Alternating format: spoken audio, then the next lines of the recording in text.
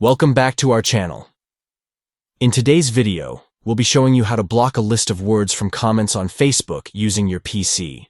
This feature can help you maintain a positive and safe environment on your profile. Let's get started. Step 1. Click on your profile picture located at the top of your Facebook page. This will take you to your profile settings. Step 2. From the drop-down menu, select Settings and Privacy. Step 3. Now, click on Settings to access your account settings. Step 4. On the left-hand side, you'll find a menu. Click on Profile and Tagging. Step 5. Scroll down until you see the Profile section. Here, you'll find an option to hide comments containing certain words from your profile. Step 6.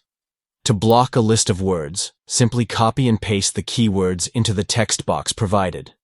Press Enter on your keyboard to add them. Step 7. If you have a pre-prepared list of keywords, you can also upload it by clicking on More and selecting Upload from CSV. Follow the instructions to upload your file.